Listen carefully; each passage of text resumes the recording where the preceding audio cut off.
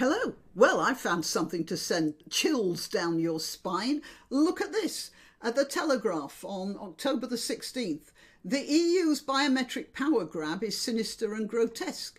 Brussels is rolling out an invasive new border system that will cause massive delays and further undermine our liberty.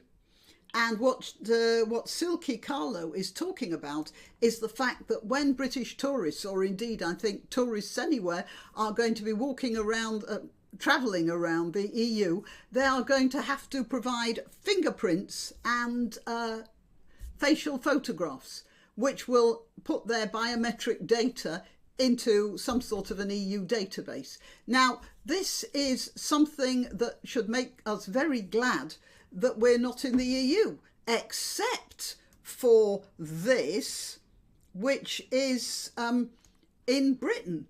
Meanwhile, police, and she's talking about British police, are using similar technologies in the UK, rolling out live facial recognition cameras, like they have in China, and possibly with Chinese cameras, I suppose, mobile fingerprinting devices, and according to a speech by the new Met Commissioner, Sir Mark Rowley, last week, finding pre-criminal online activity and using predictive analytics to target men who might become violent towards women in the future.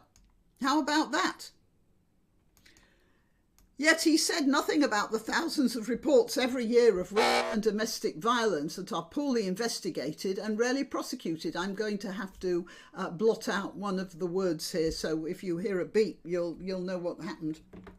I have to be very careful about what I say if I intend to upload a video on YouTube. Now, let's get back to the EU, though, for the moment. It says here, all travellers aged over 12 will need to be biometrically logged. So next time you take the family to the Algarve or something like that, well, let's see. You are going to have to give photographs, probably front and side, I don't know what, and for fingerprints. And this will create an EU data store loaded with hundreds of millions of people's unique personal data. The EU is demanding not only a US-style set of 4 fingerprints, but facial images too. Holidaymakers' personal information will be mixed in with eventually billions of pieces of data spanning photographs, palm prints, DNA records, and facial biometrics, to which controversial recognition algorithms can be applied.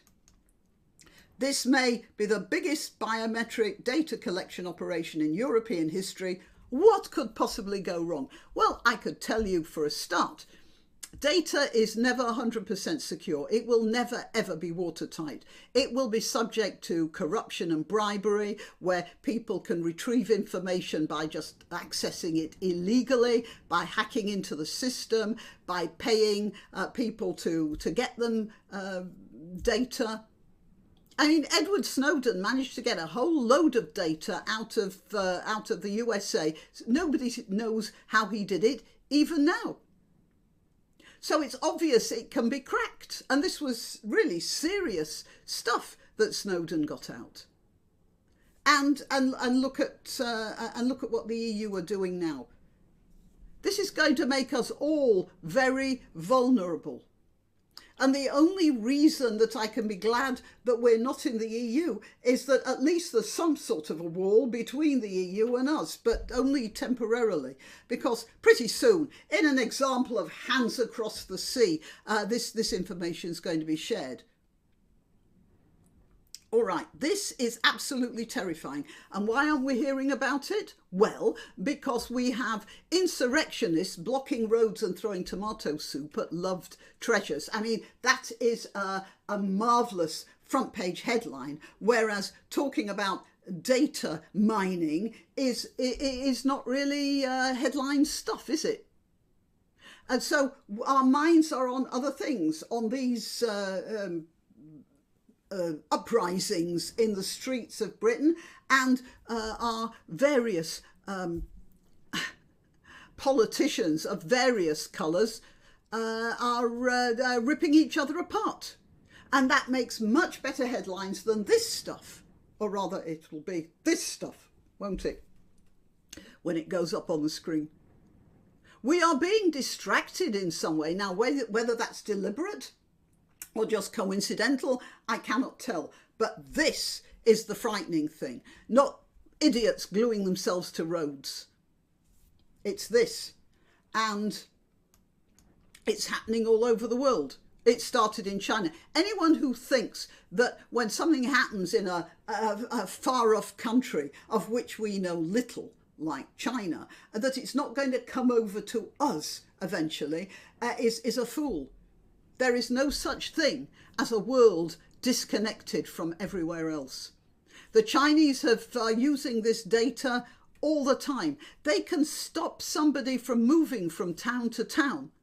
They can prevent them from buying railway tickets. If they're very, very good, they will let them go to the cinema. I mean, all of this sort of thing is happening in China. And do you think it won't happen here unless we do something about it? Of course it'll happen here. Because there is no such thing as anybody in power who doesn't see the opportunity to get more power. You've only got to look at Vladimir Putin to learn that lesson. All right, well, that's it. I am Granniopteryx. I am on YouTube, Rumble, BitChute and Minds. I can be also found on Twitter, Gab and Parler as @Granniopteryx. And on those platforms, I let you know when I've uploaded a new video, which, if you're watching this on YouTube, you may not get notifications. Please help my channel by liking this video, sharing it. I believe sharing this is probably quite important anyway, and subscribing. And again, if you're on YouTube, check your subscription, because YouTube tends to drop subscriptions. I don't know why or how, but I'm not the only YouTuber who's complaining about this. Okay, you can also help me by contributing financially. There's Buy Me a Coffee, and there are 2 other links below which you can use, one of which is Subscribe Star, which now will let you give a one-time donation. So you don't have to subscribe for keep me supported for the rest of all eternity. All right, well, till next time. Why not treat yourself or a favoured relative or friend to these magnificent examples of merch? The mugs and t-shirts come in the Granniopteryx design or Granbo, with a firearm or the more deadly knitting needles. Go to www.granniopteryx.com, and whatever platform you're watching this on, please click like, subscribe and share.